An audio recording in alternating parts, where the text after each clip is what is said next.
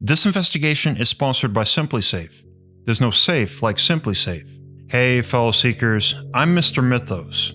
On a humid summer night in 1677, a trembling painter named Johann Christoph Heismann staggered into a small Bavarian monastery in Pottenbrunn, Austria.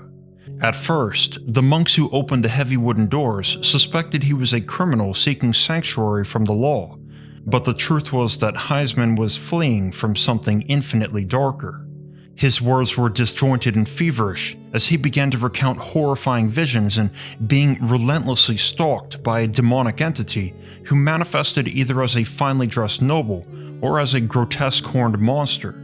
Upon questioning from the monks, Heismann admitted that almost a decade prior, he found himself in financial ruin and emotional collapse after his father's sudden death.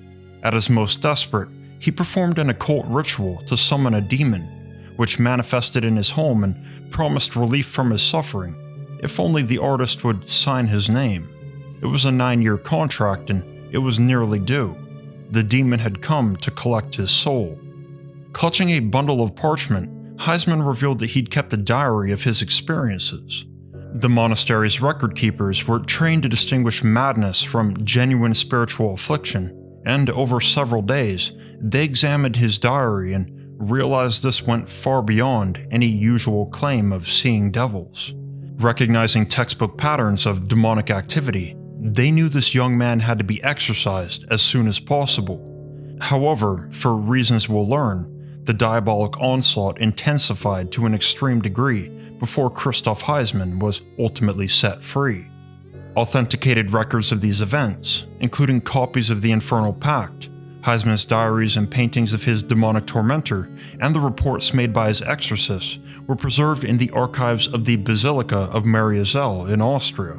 It's one of the most vivid and meticulously documented cases of a demonic pact, and it's been studied not only by Catholic exorcists for centuries, but also famously by Dr. Sigmund Freud, the father of psychoanalysis. With black ink and his own blood, Christoph Heismann signed a satanic contract. Yet that's hardly the full picture, as by the end of his horrific experience, he'd been hit by nearly the entire spectrum of what Catholic demonology defines as extraordinary demonic activity. Historically, the Catholic Church distinguishes ordinary from extraordinary when it comes to what demons do.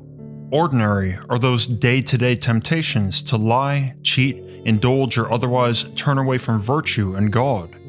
These fleeting urges can be resisted, but never fully eradicated from our lives, and every person is subject to ordinary demonic temptation in this sense. However, church exorcists, and notably the late Father Gabriele Amorth, known as the Pope's exorcist, distinguish a class of far rarer and much more supernatural and severe assaults as extraordinary. This distinction separates everyday spiritual struggle from the horrors that drove Christoph Heismann to the monastery for help. Catholic tradition and official exorcism manuals explicitly recognize 6 categories of extraordinary demonic activity in order of increasing severity.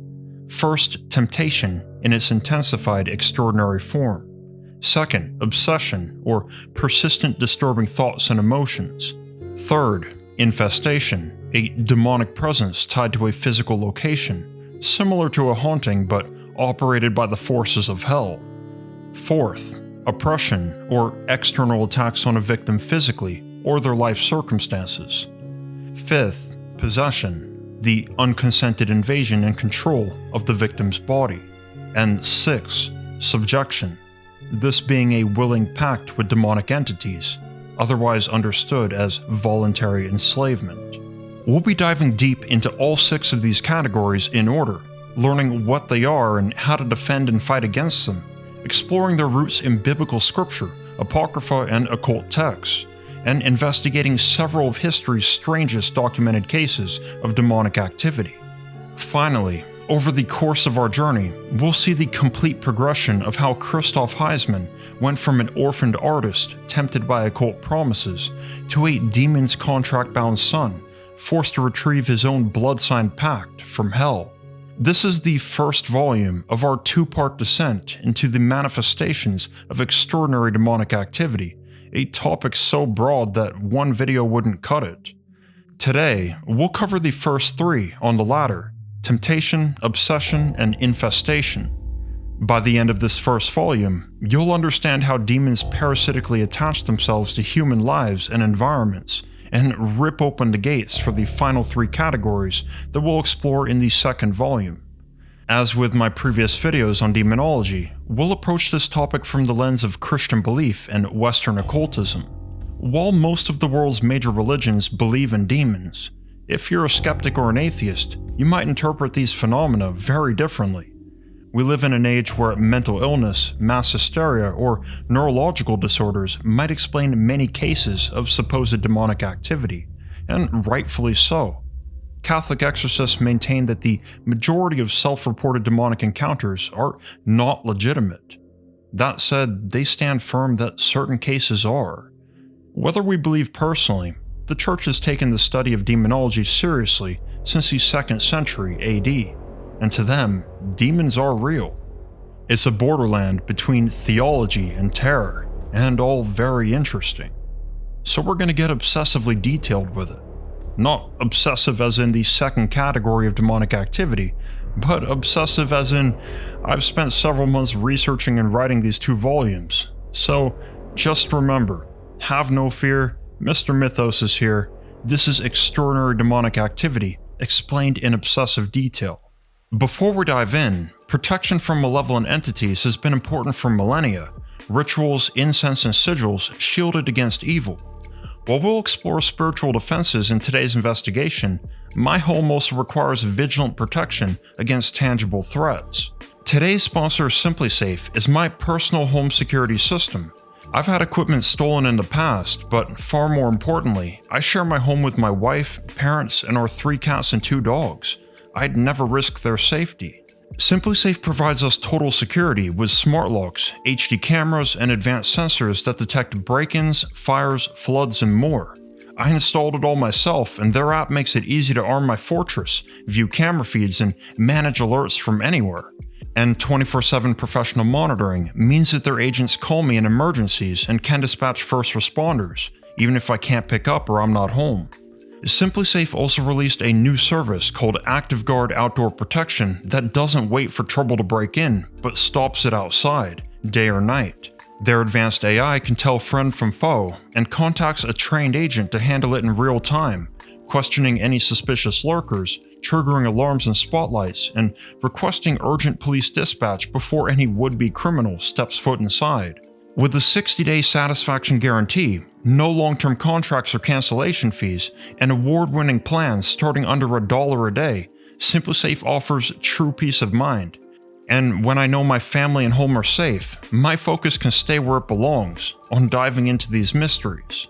Save 50% off your SimpliSafe security system when you sign up for a professional monitoring plan and get your first month free. Visit simplisafe.com/mythos to customize yours.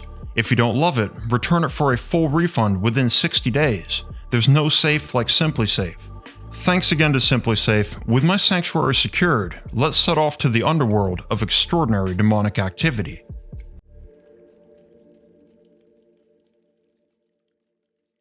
Imagine a whisper so subtle it feels like your own thought. A suggestion with the gentle persistence of water on stone. This is how the oldest war begins. Not with violent demands, but a quiet invitation. Of these 6 forms of demonic activity, temptation might appear the most benign. After all, everyone experiences it.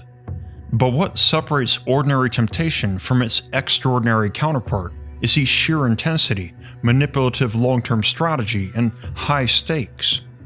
With ordinary temptation, you might stretch the truth on your resume or sneak a forbidden snack into the movie theater. But it's a much more alarming problem if you find yourself plotting serious crimes, betrayals of trust, or even trading your soul. The demonic mechanism is crucial here. The entity can suggest, entice, and deceive you, but it can never force you to do anything. Your free will remains intact. Paradoxically, however, extraordinary temptation often requires more than willpower alone to combat. In stressful circumstances, our emotions can possess us much like a demon. In a literal sense, you still yield to the temptation yourself. But one could argue that our emotions limit how much free will we actually have. When you lose control to yourself, are you really in control? But we're not here to dive into philosophy, we're focusing on how the demons are involved. In the infernal economy, temptation is reliably profitable because demons are said to have the supernatural ability to identify and target our deepest vulnerabilities with extreme precision and timing. For Christoph Heisman, it began as bad decisions often do, in the heat of the moment in a really bad situation. Christoph Heisman was born around 1651 in Traunstein, Bavaria. Little is known of his youth. As a painter, he showed talent but never achieved notable success. Then, in his mid-teens, his father died, leaving Heisman as an orphan. According to his diary, this triggered a nervous breakdown and plunged him into such a profound depression that he could barely function, let alone support himself through his art. He was poverty-stricken, anxious about his future, and utterly alone. In the rather fitting year of 1666, the teenage Heisman obtained a black magic goetic grimoire and performed a ritual invocation to summon a demon in hopes of escaping his misery. The entity appeared before him in the form of a wealthy elderly nobleman with a brown beard and fair complexion, elegantly dressed in a red cloak, black hat, and a black walking stick. A huge black dog sat panting beside him. During this first encounter, the demon offered him wealth and fame in exchange for servitude. Interestingly, Heisman rejected the proposal.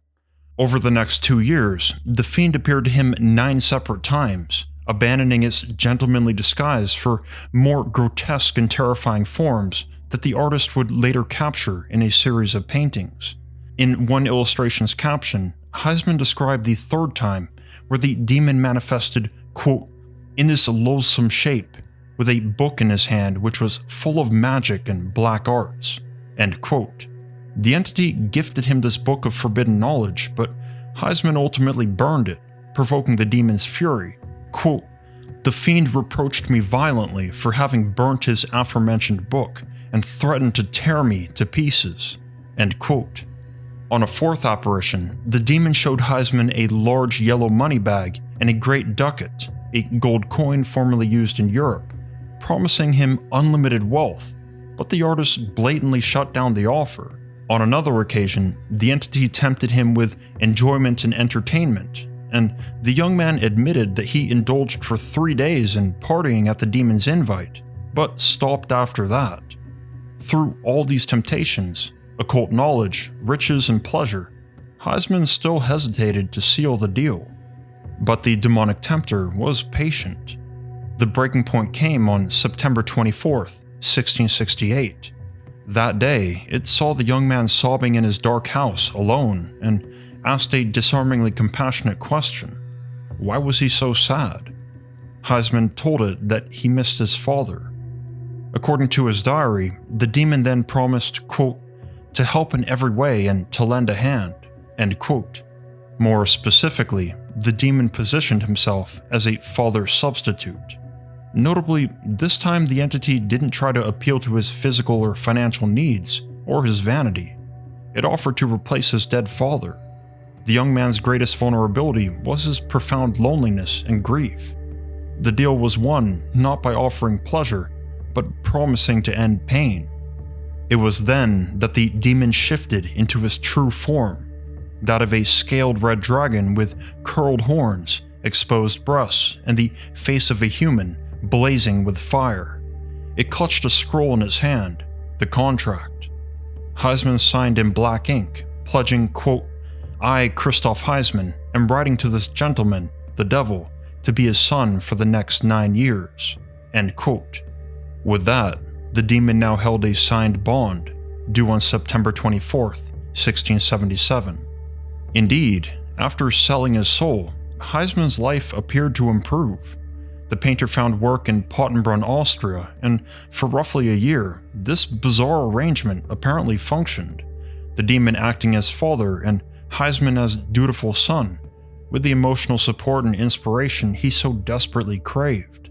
However, Heisman recounted that in 1669, around a year after the first pact, the fiend demanded an extra measure of commitment. It forced him to sign a second contract, this one written in his own blood and with far more explicit conditions. Quote, Christoph Heisman, I pledge myself to Satan to be his bondservant son, and in 9 years my body and soul shall belong to him. End quote. This is the escalating nature of extraordinary temptation. It's a carefully orchestrated campaign. What began as a promise of relief evolved into a demand for Heisman's eternal soul, and for 9 years, together they lived under this dark contract. Since the earliest biblical accounts, the pattern of demonic temptation has been consistent. In the book of Genesis, the serpent approached Eve not with threats, but a perfectly reasonable question. Quote, Did God really say you must not eat from any tree in the garden? End quote. Of course, the serpent knew that God allowed Eve and Adam to eat from any tree, except for one, the tree in the middle of the Garden of Eden. But the point was to get Eve questioning God's strangely specific rule. The serpent then went on to sow doubts about God's goodness and intentions, suggesting that he was hiding truths and godlike powers from Eve and Adam. As we know, Eve took the bait and bit the fruit. This was the original sin. While iconic, the most spiritually intense biblical account of extraordinary temptation was when Satan himself confronted Jesus Christ in the barren Judean wilderness. After 40 days without food, in sun-blistering isolation, Jesus' mortal flesh weakened to the breaking point, and that's when the great tempter, Satan, emerged. First, the devil targeted Jesus' extreme hunger and challenged his divine authority. If you are the Son of God, command these stones to become bread. Jesus responded, Man shall not live by bread alone, but by every word that comes from the mouth of God. Undeterred, Satan transported Jesus to the Temple of Jerusalem's highest point, the pinnacle, then targeted Jesus' relationship with God the Father, tempting him to test God's divine love by jumping off. If you are the Son of God, throw yourself down. For it is written, He will command His angels concerning you, and they will lift you up in their hands, so that you will not strike your foot against a stone. Here, the devil misused scripture, specifically Psalm 91, but Jesus was quick with his comeback, shutting him down with Deuteronomy 6:16. It is also written, Do not put the Lord your God to the test. For his final gambit, Satan took Jesus up to a high mountaintop and conjured a vision of all the earth's kingdoms simultaneously. Then he revealed his true objective. All this I will give you, if you will bow down and worship me. Away with you, Satan, for it is written, You shall worship the Lord your God, and him only you shall serve. Again, clapping back at the devil was scripture, this time citing Deuteronomy 6:13. Jesus defeated Satan's final temptation. Note the progression from targeting Jesus' hunger, a basic physical need, to his trust in God's care and protection, a psychological seed of doubt, and finally to his allegiance to God alone, all the power in the world for betraying his divine mission, a spiritual catastrophe. This is how extraordinary temptation operates. Every temptation contained a kernel of truth twisted toward an evil agenda. Each offered a shortcut that would have compromised Jesus' purpose and path. All three temptations were significant exploitations of Jesus' humanity, and it's implied that they caused him real emotional, psychological, and spiritual strain. Ultimately, Jesus Christ overcame them not through willpower alone, but by wielding scripture and unwavering faith as sword and shield. This provides a blueprint for fending off even the most extraordinary temptations, by identifying the false promises, then cutting them down with divine truths. Some 250 years after these events, this desert showdown between Christ and the devil inspired generations of Christian ascetics who deliberately isolated themselves in the Egyptian wilderness to wage their own battles against hell. These spiritual warriors, now known as the Desert Fathers, discovered that demons attacked most fiercely when they withdrew from worldly distractions. So, to put themselves on the front lines, they abandoned civilization for the desert and lived in remote caves and huts. Their accounts from the 3rd to 5th centuries AD documented visceral encounters with demonic activity. In Volume 2, we'll hear some stories of desert fathers literally getting beaten down by demons, which we categorize as demonic oppression. Of course, temptation was one of the most prominent forms of siege they experienced, alone and in the desert silence. In the late 300s, the learned desert father, Evagrius of Pontus, systematically cataloged 8 primary thought demons that assaulted ascetics like him: gluttony, lust, avarice, sadness, anger, spiritual sloth, vainglory, and pride. He viewed these not as abstract vices, but as genuine demonic entities whispering temptations into the minds of monks. Significantly, Evagrius's writings revealed that extraordinary temptation isn't always so dramatic. Sometimes it's just the relentless drumbeat of ordinary suggestions supernaturally amplified until the mind breaks. Each type of temptation required specific spiritual weapons. For example, reciting scripture against doubt, fasting against gluttony, and prayer against lust. For our final case of temptation in its heightened form, we'll learn an entirely different and much more extreme strategy against lust, invented by Saint Benedict of Nursia, known as the father of Western monasticism. He wasn't a desert father, but he did live in a cave in the Italian wilderness for a few years, which is where this story takes place. Saint Benedict's encounter with a lust demon occurred around 500 AD and was recorded in Pope Gregory the Great's dialogues. While praying alone in his cave, what's described as a blackbird appeared suddenly in front of Benedict and began fluttering non-stop around his face, close enough to peck him.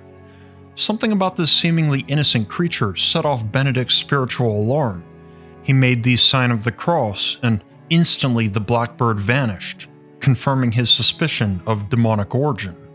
However, the ordeal had only just begun. With the bird's disappearance came an overwhelming assault on Benedict's mind.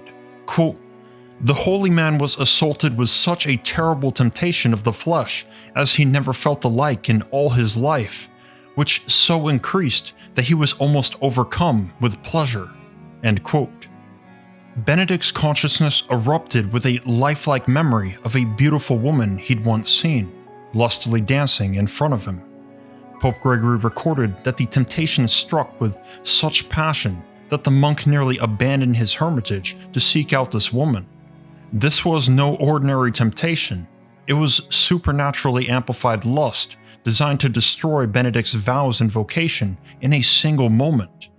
A divine impulse stirred inside him, and the monk recognized that drastic action was needed.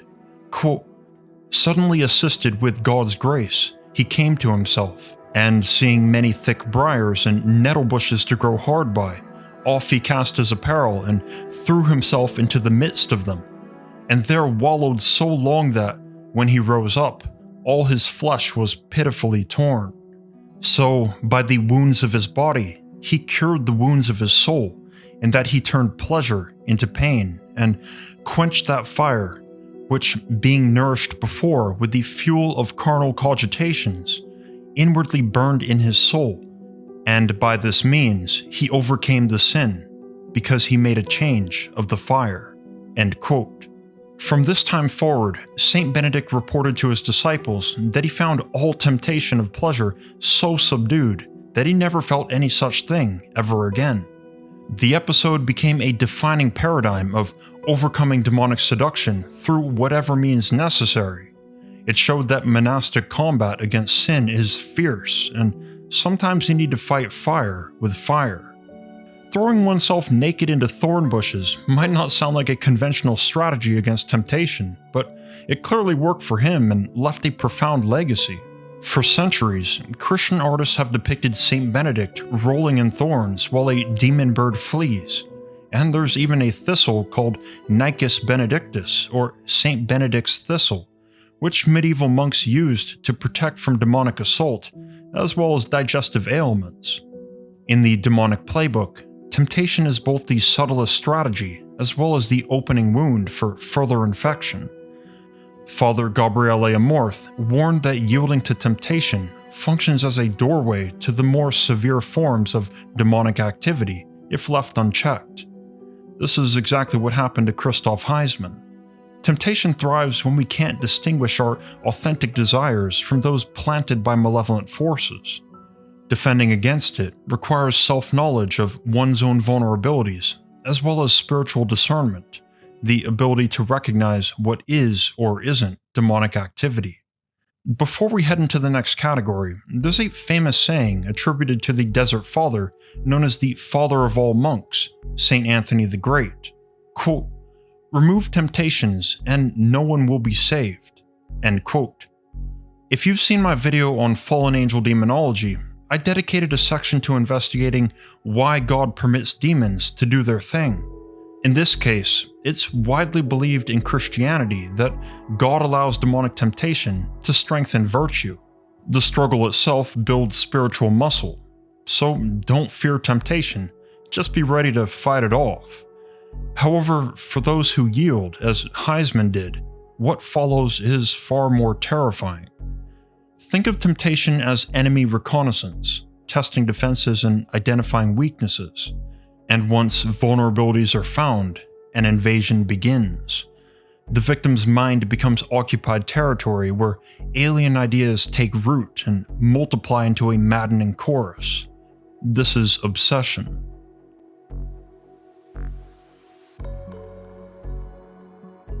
Imagine a thought that's not yours, burrowing into your mind like a parasite. It whispers blasphemies during your prayers. It screams while you try to sleep. When the enemy no longer bothers knocking at the door because it's already inside your head, you've entered the realm of demonic obsession. In Catholic demonology, obsession is a persistent, prolonged mental and emotional siege that feels fundamentally different from ordinary psychological distress.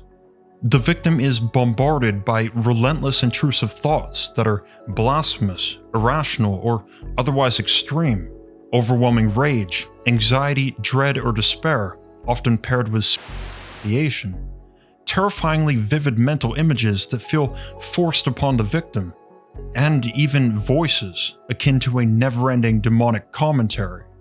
Thoughts, feelings, mental images, and inner dialogue caused by demonic obsession can't be shaken off through normal means, because they're not normal. They're from a genuinely supernatural source. Father Gabriele Amorth noted that these obsessive attacks can be so intense that the person loses control over their stream of thought, experiencing a kind of mental domination that stops short of possession. Technically, the victim still has the ability to control their actions, though it's hard to say just how much free will a person can exercise, as obsession leaves little room for your own thoughts.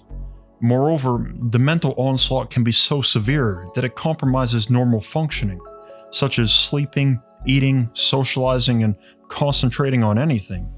And when obsession dominates your mental space for days on end, the alien thoughts can start to feel like they might be your own. This is the way in which obsession has the power to warp your beliefs and behaviors. Demonologists point towards several instances of obsession in the Bible, including a glimpse in John 13:2, which states that, quote, "The devil had already put into the heart of Judas Iscariot to betray Jesus," end quote. This single sentence suggests a psychological process, not possession forcing Judas's hand, but an alien feeling and conviction, convincing enough for Christ's disciple to choose to turn Jesus over to the authorities for money. It was a persistent seed that bloomed into history's most infamous act of treachery. In the Old Testament, however, King Saul's descent into murderous paranoia is undoubtedly one of the most intense and long-term cases of obsession, scripture or otherwise.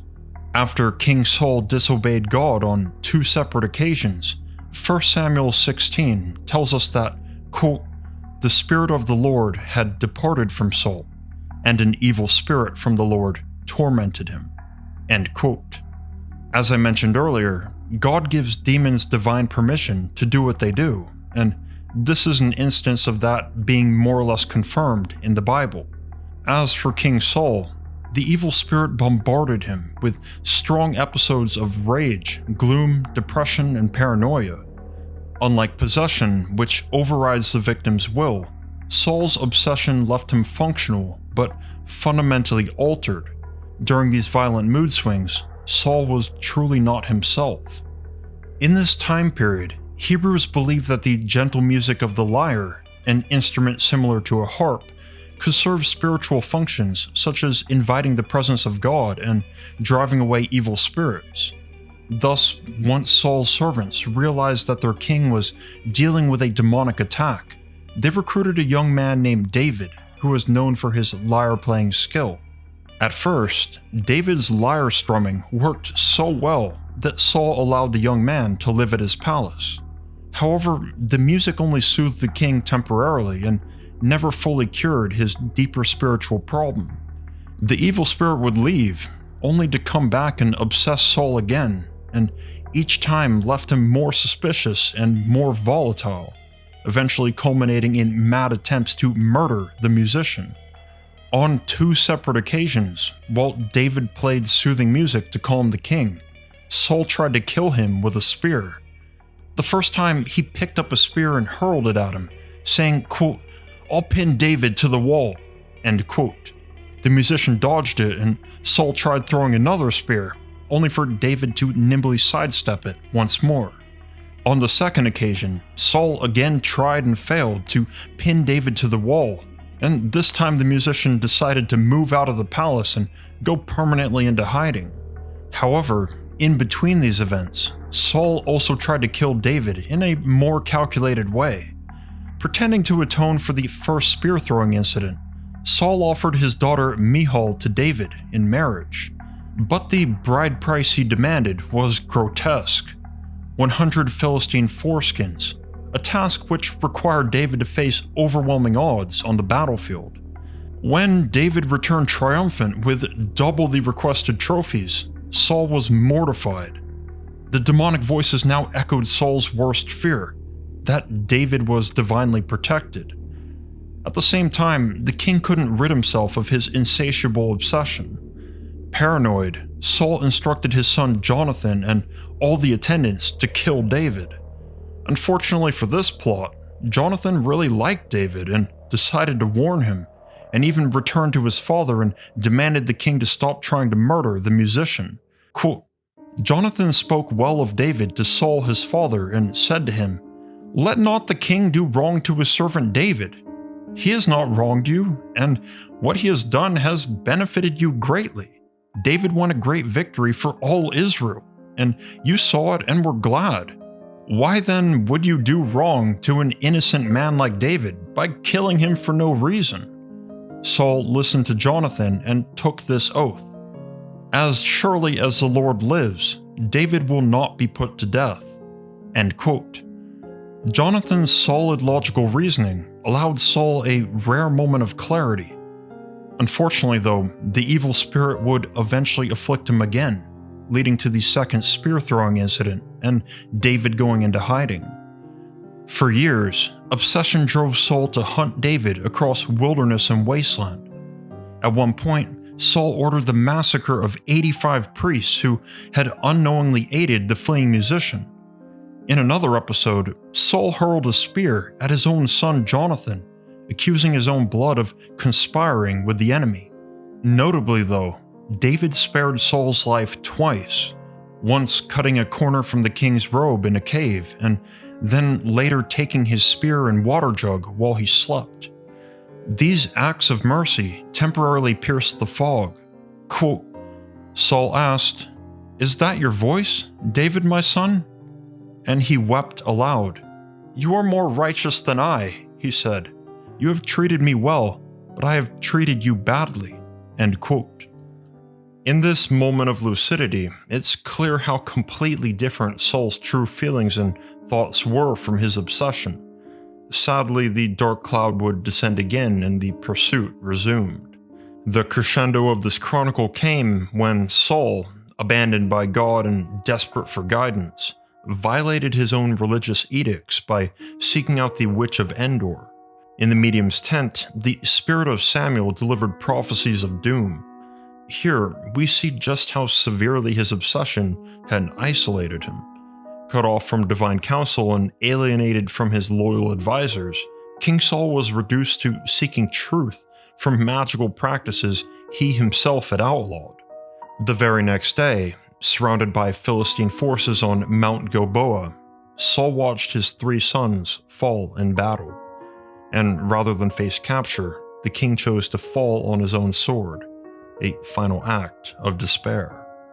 In just over a decade's time, Saul's obsession systematically dismantled everything he held dear: his kingdom, family, honor, and by the end of it all, his own life. One could argue that he had free will and could have altered this path, but after every scarce moment of lucid reflection, the evil spirit came back and drove him deeper, to a point from which there was no effective way for him to turn back. If, in temptation, we risk getting possessed by our own emotions and impulses, then, in obsession, the real danger is losing grip in a slippery downward spiral. While the Bible contains archetypal cases such as these, history has its own disturbing, nearly psychedelic accounts of what demonic obsession looks like. It's important to note that the experience is always unique to the individual. As we'll see here, Christoph Heisman's obsession was nothing like King Saul's. According to his 2 pacts, Heisman was to enjoy 9 years of support from the demon as his surrogate father. Not much is known of their odd companionship during this time, other than records suggesting that the fiend took on the likeness of his deceased father, and the fact that the artist was again able to make a living from painting. However, the years passed quickly, and as payment for the pacts came due in 1677, things quickly went to hell, starting with his mind. Though Christoph Heisman suffered from depression previously, it was mostly manageable compared to the overwhelming invasion of terror, remorse, and despair that drowned him in the final weeks. These obsessions also intensified whenever the young man contemplated breaking his end of the deal. It was as if the fiend was monitoring his thoughts and intentions and responding in kind. On August 29th, 1677, Heisman arrived at the doors of the monastery and almost immediately suffered a complete nervous breakdown, collapsing on the floor in front of the monks. The monastery's priest, Leopold Braun, recorded his pitiful first impression of him.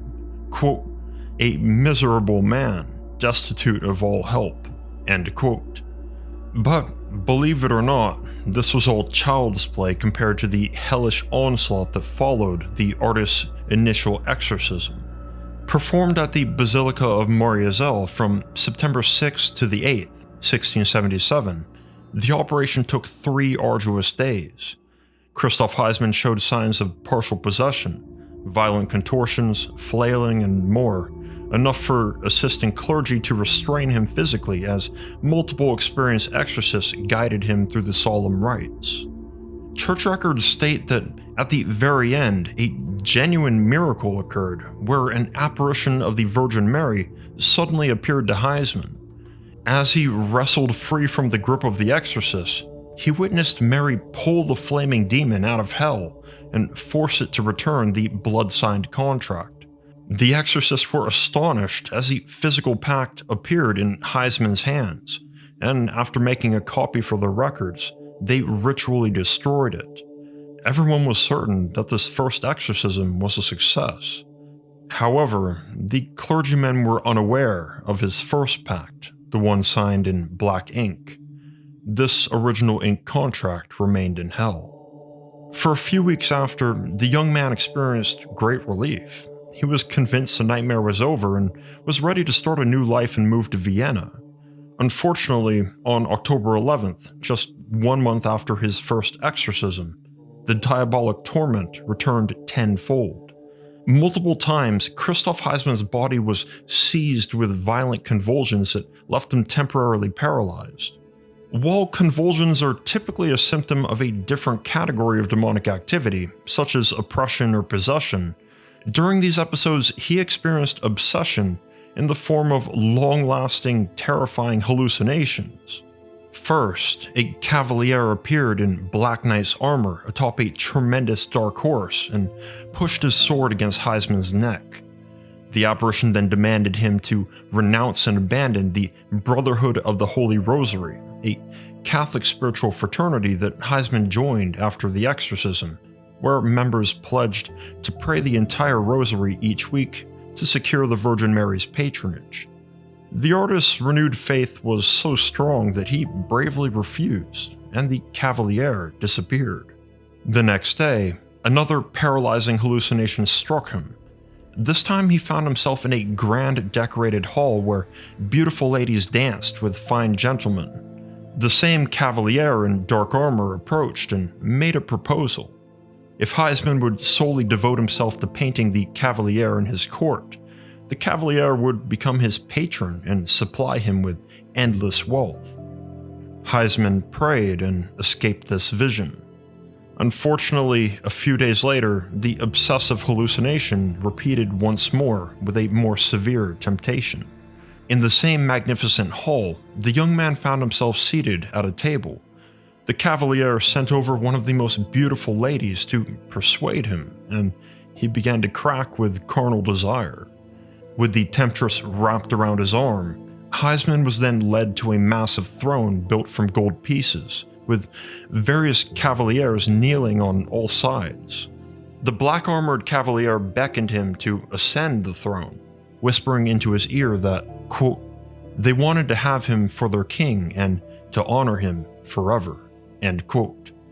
Thoroughly disturbed by the dark aura and strength of these temptations, the artist prayed until it all went away. Heisman's obsession wasn't limited to demonic visions. As he documented, after this he began to be tormented by distressing visitations from Jesus Christ and the Virgin Mary. 8 days after his final confrontation with the cavalier, Jesus and Mary appeared to him, not as comforting divine presences, but giant apparitions looming over and threatening the young man with ultimatums. They paralyzed his legs, then commanded him to, quote, go into the wilderness for 6 days and serve God, otherwise you will suffer in damnation, end quote. This religious slant of Heisman's obsession only deepened, as his diary soon described full-on phantasms of being transported to hell itself, where he saw sinners being punished and tortured. One day, the young artist was walking down a street in Vienna when he passed a well-dressed gentleman and momentarily envied this man's success in life. Immediately, his mind erupted with an intense vision of being strung up and whipped amid burning flames and a terrible sulfuric stench, while the devil's voice thundered into his ears, quote, until you enroll yourself in the hermit order, you will suffer the pain of being flogged, end quote. At the time, Christoph Heisman felt divine wrath in these visions and believed he was being chastised by heaven for ever making a pact with a demon. However, their relentless and traumatizing nature posed a religious conundrum. Were these genuine heavenly visions calling Heisman to sainthood, or diabolic illusions meant to torment and confuse him further? For several months, the young man lived in a state of fearful piety, not knowing if it was God or the diabolic fiend afflicting him. Theologically, the church recognizes that demons can produce false visions and masquerade as angels of light. In Heisman's case, these visions of Christ, Mary, and hell delivered what were essentially good messages to become a monk and devote himself to God. Yet they did so in a painful, compulsive manner that left him in extreme distress. For example, he recorded an instance where, quote, a radiant figure of Christ appeared, only to afflict me with unbearable pain in my legs as punishment, end quote. Ultimately, these disturbing religious contradictions seem to suggest that the demon had adopted a new strategy, to twist his renewed faith into an instrument of fear and despair. Christoph Heisman eventually realized this and determined that the remaining original ink sign pact had to be retrieved. A second exorcism was necessary. The obsession had to stop. As we've investigated these cases, it's right to be concerned about the overt parallels between demonic obsession and mental illness. You can practically hear the pages of the DSM-5 rustling. What makes obsession arguably the most insidious category of the six is its uncanny resemblance to real disorders such as OCD, schizophrenia, clinical depression, and bipolar. The victim or their caregivers might believe they're dealing with a mental health crisis without recognizing the spiritual dimension. This confusion and disguise is believed to be part of the demonic strategy. If you don't recognize the enemy, you can't effectively fight back, so proper diagnosis is vital. Mental illness can't be treated with sacraments and exorcisms, and demonic activity can't be treated with medicine. Misdiagnoses and mistreatments have resulted in terrible tragedies in the past, such as with Anneliese Michel, whose wrongful death in 1976 prompted the Vatican to mandate an important new protocol enforced by canon law. In modern day, the Catholic Church requires medical and psychiatric professionals to rule out all mental illnesses and other health-related causes before proceeding to investigate and diagnose a case as demonic, and then treat it through religious rites such as exorcism. This official medical first mandate protects vulnerable people from dangerous and sometimes deadly mistakes born of superstition, while at the same time guaranteeing that any case which survives this gauntlet stands as an anomaly beyond natural or scientific reach. This is when church exorcists move forward and investigate. True obsession cases have emergent patterns. For example, calibrated and complex targeting of the person's vulnerabilities, exploiting their deepest fears or insecurities in a manipulative way. This particular aspect is similar to temptation. Also, because obsession is external to the victim's own psychology, demonologists and exorcists will specifically look for signs of an alien agenda and alien intelligence. This can include uncanny knowledge that the person couldn't naturally possess, or a timeline of symptoms that reflects a long-term strategy with phases. While these are some of the more nuanced criteria of obsession, the Church also focuses heavily on identifying supernatural elements as evidence that this is a genuine spiritual matter. For example, symptoms appearing or intensifying precisely during religious activities, forming a suspiciously convenient barrier to spiritual practice. On the other hand, we saw that Christoph Heisman was able to expel his visions of the Cavalier using prayer. So likewise, demonic obsession is believed to always yield, at least temporarily, to prayer, sacramentals, or the invocation of sacred names. Church exorcists claim that this is reliable and repeatable, a reaction that makes no sense in purely psychiatric terms. It's like the Catholic form of prescription medicine. Finally, most obsession cases aren't isolated, but also involve other categories of demonic activity where the supernatural is more evident, like oppression, possession, or infestation. From there, it's not hard to put two and two together. Thankfully, once a case of obsession is confirmed, the Church has a strong artillery to combat it. Dealing with obsession may be more straightforward than you'd expect. Only very severe cases, and usually those combined with possession, require the solemn rite of exorcism. Otherwise, some of the best countermeasures against obsession are things you can do yourself from the comfort of your home. The traditional arsenal, refined by the Church over centuries of spiritual combat, begins with deliverance prayers. Deliverance prayers are specific invocations of divine protection, and they can be considered a form of minor exorcism, as they're specifically focused on liberating the mind from demonic influence. These can be found in the Bible, such as David's prayer from Psalm 3, or written and prescribed by the Church itself. To ward off obsession, what's especially recommended is frequent use of the St. Michael prayer, which invokes the Archangel Michael for protection against evil, and asks that he cast Satan and all the demons of the world straight into hell. Amen. But not all methods against obsession are as ecclesiastical as this. Martin Luther, the German theologian who sparked the Protestant Reformation, used a rather explosive strategy that boils down to two loaded words: contemptuous defiance. Luther, who believed in demons in the literal sense, battled obsession during his famous exile at Wartburg Castle in 1521. One night in his tower, the theologian was translating biblical scripture when he was suddenly inundated by blasphemous visions, horrific despair, and dark doubts of unworthiness.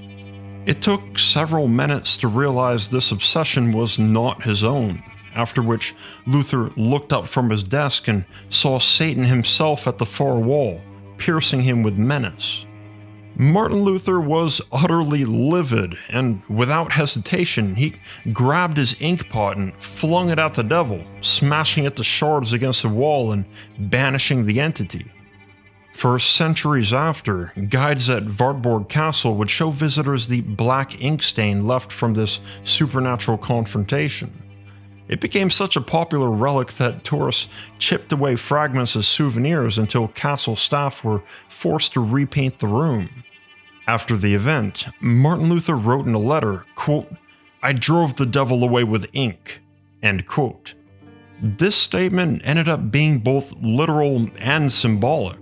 The theologian indeed chucked his inkpot at Satan, but the translation work he was doing that very night eventually became a spiritual weapon for his followers to wield against demonic forces. Similar to Saint Benedict's pleasure into pain technique against temptation, Martin Luther's contemptuous defiance was a bold, instinctive, and potent solution against obsession.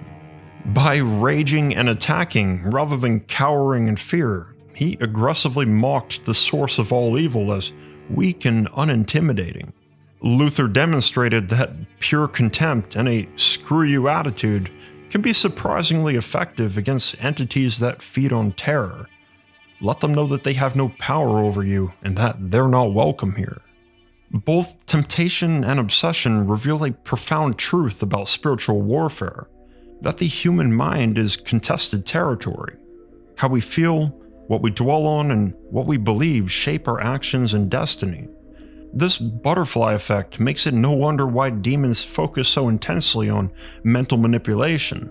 That said, sometimes these fiends establish broader zones of influence, environments where malevolent power concentrates and affects everyone in the vicinity. Once the walls start speaking, furniture starts stacking, pets refuse to enter certain rooms, and every instinct screams that the very air is evil, and not just because it smells of sulfur. Listen very closely, and you'll hear luggage being packed for a change of address. This phenomenon, where places rather than people become conduits for evil, brings us to our third category of extraordinary demonic activity: infestation.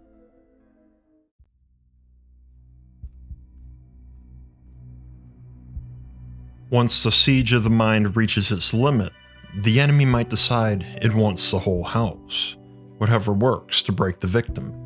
The symptoms of infestation closely resemble the classic tropes we know from horror movies: objects moving on their own, foul odors without source, sudden temperature shifts, electrical anomalies, knocking, banging, and other unsettling noises.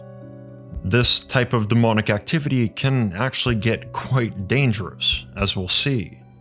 Most importantly, infested spaces just feel wrong. There's a heavy sense of watchful malice. Infestations often have a catalyst, and many infested locations can be linked to some violation of sacred order. For example, black magic rituals performed in the basement, or curses placed deliberately on the property. In rare cases, grave sins repeatedly committed in a location is also thought to create enough spiritual defilement for demonic entities to take anchor. Now, let's talk about a big misconception: that demonic infestation is the same as a ghost haunting, but on steroids. That's not the case one bit, and these two phenomena operate completely differently. Theologically speaking, the Catholic Church and most other Christian denominations don't actually believe in ghosts, specifically spirits of deceased humans haunting earthly locations. After death, Catholics believe souls go to heaven, hell, or purgatory. Thus, in the Church's perspective, most ghost stories are either psychological, environmental, or, if genuinely supernatural, it's probably demonic. That said, folk belief in ghosts is virtually universal across cultures and way older than any Abrahamic religion, so we'll discuss it momentarily. Ghost hauntings involve human or sometimes animal spirits trapped in a location, unable to move on. Thus, they're characterized by a sense of sadness, confusion, or unresolved trauma. Ghostly manifestations also tend to be repetitive, meaning the same apparition, sounds, movements, etc., almost like a recording on loop. These phenomena rarely show deliberate malice or calculated intelligence. On the other hand, demonic infestations are actively carried out by non-human entities that are strategic, adaptive, goal-oriented, and inherently hostile to human well-being. Infestation phenomena tend to be highly varied and tailored personally toward the victim, and it escalates over time. Diabolic manifestations are deliberate, aggressive, and terrifying, and frequently put the victim in not just spiritual, but also physical danger. Finally, like all other types of demonic activity, infestations reliably respond to prayer, sacred symbols, and holy images. The concept of demonic infestation appears in biblical scripture, particularly in Jesus' teachings about spiritual warfare. In both Luke 11 and Matthew 12, Christ provides a disturbing parable about what happens when a demon leaves a possessed person without anything stopping it from returning. Quote, "When the unclean spirit has gone out of a person, it passes through waterless places seeking rest, but finds none. Then it says, 'I will return to my house from which I came.' And when it comes, it finds a house empty, swept, and put in order. Then it goes and brings with it 7 other spirits more evil than itself, and they enter and dwell there, and the last state of that person is worse than the first." End quote. There are a few interesting insights we can draw from this. According to scripture, demons actively seek houses to dwell in, whether human souls or physical spaces, and they target those left empty and vulnerable from spiritual neglect. So, demons might be thought of as spiritual squatters, constantly seeking and claiming territory until they're driven out. And once they have entry, these entities can operate collectively to establish stronger footholds. While Jesus' parable was concerning a possessed person and not an actual house or physical space, the broader implication has historically led Christian theologians to believe that demons can infest physical locations as well. The story of the Gerasene demoniac in Mark 5 supports this interpretation, where the group of demons known as Legion explicitly begged Jesus not to send them into the abyss, but rather into a nearby herd of pigs. This suspiciously specific request seems to reveal a demonic preference for physical habitation. They desperately seek tangible hosts or homes rather than remaining disembodied. At least 3 other biblical passages reinforce this territorial understanding of infestation. Deuteronomy 32:17 and Psalm 106:37 associate evil spirits with specific locations and sacrificial sites. And Revelation 18:2 describes fallen Babylon as, quote, "a dwelling place for demons, a prison for every foul spirit," end quote. Early Christians took these teachings literally, and when they converted pagan temples into churches, they believed these pagan worship sites were infested with actual demons that required exorcism, and they performed elaborate rituals to cleanse these supposedly infested spaces. There's much to be said about Christoph Heisman with every other category of demonic activity, except for infestation.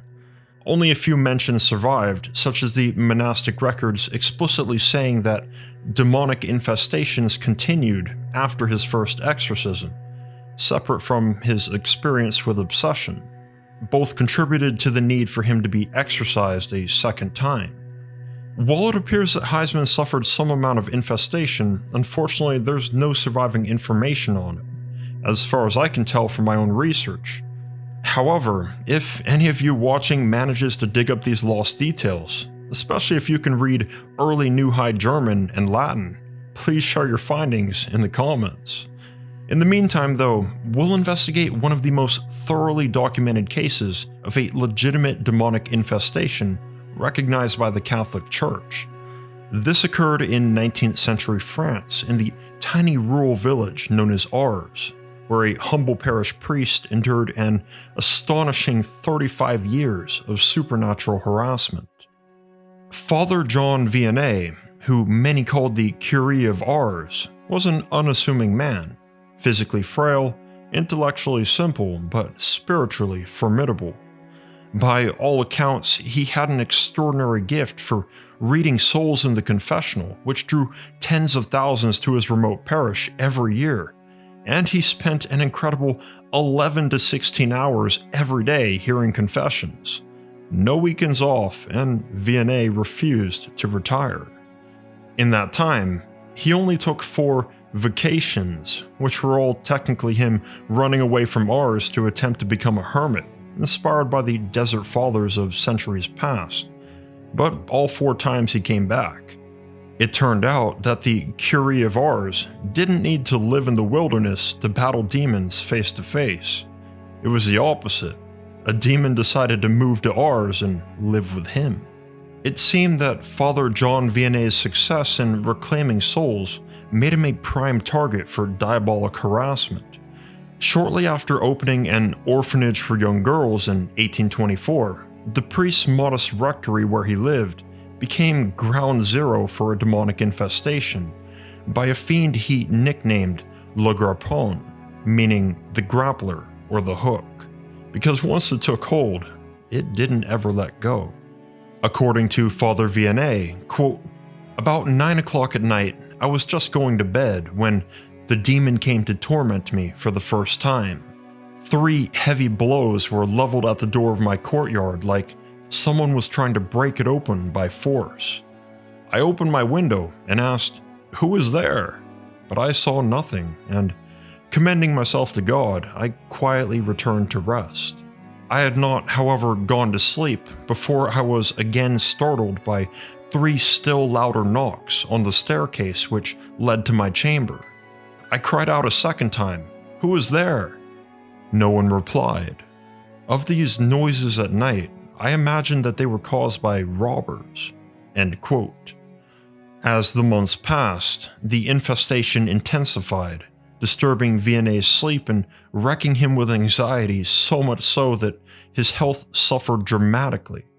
Worried at his visible decline, friends offered to keep watch around his house and outside the church while he slept, armed with clubs and shotguns. One night, a friend named Andre Vercher stood guard in front of Vianney's bedroom door. As soon as the clock struck midnight, the priest heard a massive crash and a scream for help. He ran out, only to find Andre Vercher writhing in agony and all the hallway's furniture in splintered pieces around him. Vercher told him that something unseen lifted up the furniture and smashed it against him, and then beat him with invisible fists. The Curé of Ars had already suspected it for some time, but once he knew for a fact that they were dealing with a demon, he dismissed all his guards. Vianney later confessed that he'd been scared for his life that a deranged person or animal was trying to kill him in his sleep. But a demon, he could deal with. It all made sense now. See, before the physical manifestations began, Father John Vianney had actually suffered from some amount of demonic obsession without recognizing it. For several months, he'd been haunted by sudden visions of a lake of fire beneath his feet, and voices telling him that his place in hell was reserved. He also experienced random spells of pure dread concerning eternal damnation. None of this made sense, as Father Vianney had an impeccably clean record. Chaste and celibate, extremely devout, owned little, and used all the money and free time he had to build a children's orphanage, a girls' home, and a community school. So these irrational fears really bothered him. But when he wasn't afflicted, Vianney preferred not to think about it and instead focus on the needs of others. Eventually, neglecting the problem escalated it to an infestation. And it festered quickly, with new ways of tormenting him every night at bedtime. Sometimes Father Vianney heard what sounded like a carpenter hammering nails, sawing, and planing planks. Other nights brought different sounds, like that of a man hooping a barrel with bands of iron, or a nightingale singing in his chimney, or a huge flock of sheep grazing on grass right above his head, or a horse jumping up to the ceiling and then falling back down to the floor and landing on all 4 feet. One night, he reported that several troops of demons held their entire parliament and court hearings in his hallway. All of these are actual descriptions given by Vianney, by the way. Sometimes the entity called him out directly, quote, "Vianney, Vianney, eater of truffles, we shall have you, we shall have you. We hold you, we hold you," end quote. If you're wondering why the curé of Ars didn't already perform the solemn rite of exorcism by this point, or otherwise try to permanently banish the demon Le Grippon from his home, the answer is rather interesting. Remarkably, Vianney discovered a pattern. The worse the night's disturbances, the more fruitful his confessional would be the next day. For those who aren't familiar with Catholic tradition, a confessional is when individuals confess their sins to a priest, seeking forgiveness and reconciliation with God. Confessionals were Father John Vianney's gift and claim to fame, with thousands making a pilgrimage to see him every year. As attested in 1842 by an officer of the French army, quote, "I began my confession. I could hardly put 2 words together, but the good curé of Ars assisted me. He penetrated the very depths of my soul, and he revealed to me many things of which he could not have been informed, and which astonished me beyond expression. I did not know that it was possible to read men's hearts in this manner." End quote. What's most impressive is that Father Vianney devoted nearly every waking hour of his day to confessions. It's not surprising then that he made the connection so quickly that the intensity of his nighttime torment functioned as a spiritual forecast for his ministry success the next day. On top of this, Vianney embraced an ascetic spirituality that viewed suffering as redemptive. In Catholic tradition, voluntary suffering can be offered as a sacrifice for the salvation of souls. So this was his unique way of participating in the spiritual economy. As the curé of Ars would say, quote, "My God, I willingly make to thee the sacrifice of some hours of sleep for the conversion of sinners," end quote. However, Le Grippon grew bolder over time, advancing to more physical assaults, which begins to blur the line between infestation and the 4th category of demonic activity, oppression. According to notes made by Catherine Lasagna, the appointed director of Vianney's orphanage for girls, quote, "September 15th. Monsieur the curé of Ars has ordered us to enlarge his mattress because the demons throw him out of bed. I have not seen him," said he, "but he has many times seized me and precipitated me out of my bed." End quote. And according to Vianney, quote, "I was losing my bed. Once he amused himself by carrying me round the room in a bed on rollers. I armed myself with the sign of the cross, and the Grippon left me." End quote. In a later incident, Le Grippon transformed itself into a soft pillow beneath Vianney's head, and when the exhausted priest laid down, the pillow emitted a woeful moan. He later confessed that this particular trick genuinely terrified him. These would not be the last of the bed hauntings, but we'll get to that in a bit. For years, John Vianney's fellow priests dismissed his claims as hallucinations.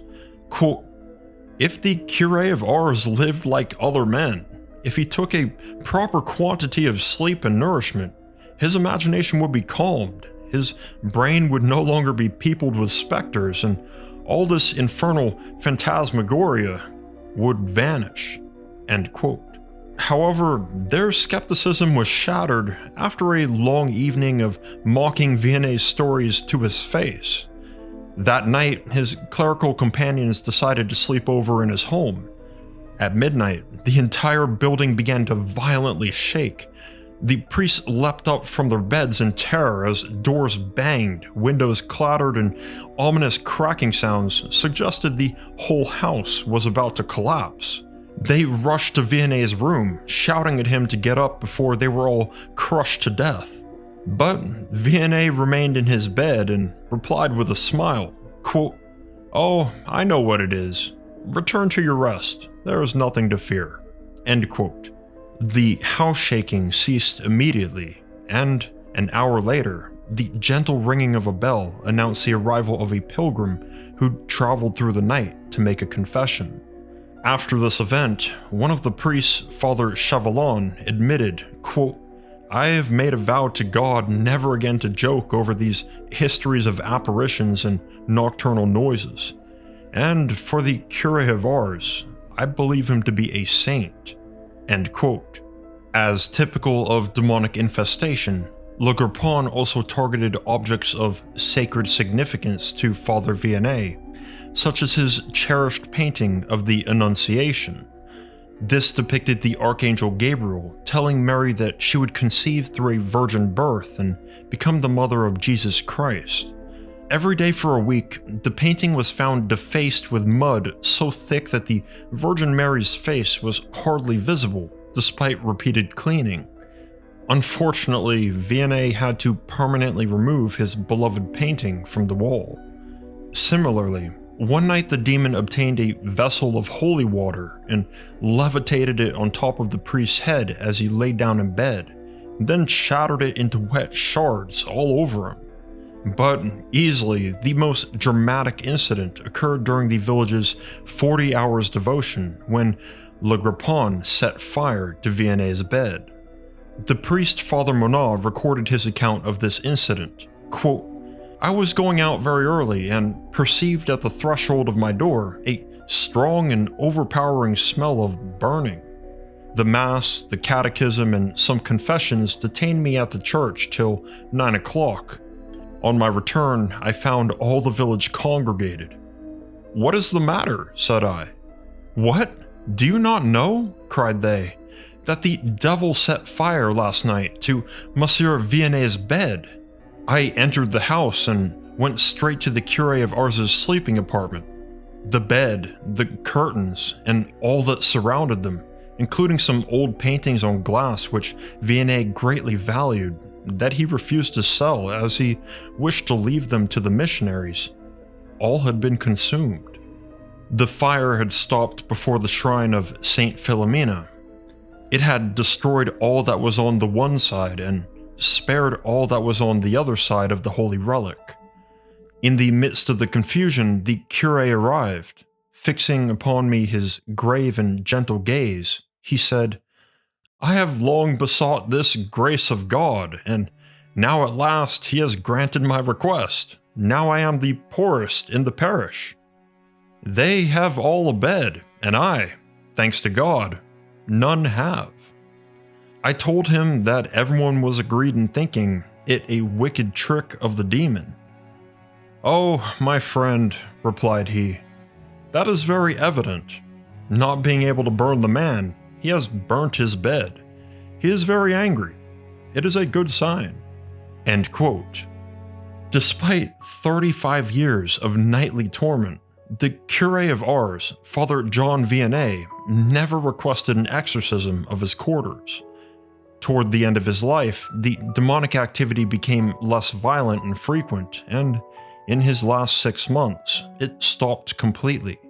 Vianney's ministry had flourished during those decades of infestation. He passed away at the age of 73. For his confessional work, community projects, and battles against Le Grippon, St. John Vianney was canonized in 1925 by Pope Pius X and declared the patron saint of parish priests. We can't all be as stoic and saintly as St. John Vianney, of course. As for how to deal with an infestation, the Catholic Church has historically performed house exorcisms and blessings to cleanse locations of demonic presence. During these house visits, an exorcist sprinkles holy water in each room and invokes the name of Christ to bind and expel lurking entities. They might additionally perform the ritual of the Salt Covenant, where the exorcist places blessed salt at the four corners of the property, symbolically marking it as territory reclaimed for God, echoing the biblical story of Elisha's purification of Jericho's waters with salt, as found in 2 Kings 2:21. Finally, they'll also try to identify the cause of the infestation, as it's possible for the demonic activity to continue until spiritual reparations are made. Exorcists often recommend a thorough spiritual cleansing of the property, removing occult objects, ceremonially burning any items connected to witchcraft, black magic, or the demonic, and placing blessed religious objects such as crucifixes, holy water, and blessed salt at entry points in the corners of the property. Ultimately, demonic infestation indicates that spiritual warfare extends beyond human hearts to claim the very spaces we inhabit. Our homes become battlegrounds where angels and demons contend, and the remedy is always the same: reconsecration to divine authority. As we've seen through our investigation of temptation, obsession, and infestation, the demonic realm operates first through subtle influence before revealing its full terrible power. These three categories represent the infiltration phase of spiritual warfare, establishing footholds within one's mind and environment. For Christoph Heisman, the destruction of his blood pact brought only temporary relief. His realization that the original ink-signed contract remained in the possession of hell sent him spiraling toward a new threshold, one where the battle would move from his mind to his flesh. In our second volume, we'll confront the darkest extremes of extraordinary demonic activity: oppression, where the body is broken; possession, where the will itself is seized; and ultimately subjection, where the human soul makes the fateful choice to surrender to infernal powers. We'll enter territories that'll challenge our very understanding of spiritual warfare. The threshold nears. But until then, let me know your thoughts, theories, and experiences in the comments below. Thank you so much for watching. If you're watching this in the future and Volume 2 is out, venture forth and complete the duology. Otherwise, Volume 2 is actively in the works and it'll be out in a little over a month. Things get even wilder from here, both the demonic activity and the methods of sending these fiends back to hell. So stay tuned and make sure you've got the notifications bell on for my channel. In the meantime, I recommend revisiting my original trilogy of demonology, angelology, and fallen angel demonology explained in obsessive detail. I've also got other videos on specific mysteries involving these beings, so check out my full playlist, Demons and Angels, linked in the description below. Thank you to my patrons. Your continued support is my motivation to tackle extremely deep rabbit holes like this, and if you're watching and are interested in contributing to my work, I've got links in the description to pledge monthly or make a one-time donation.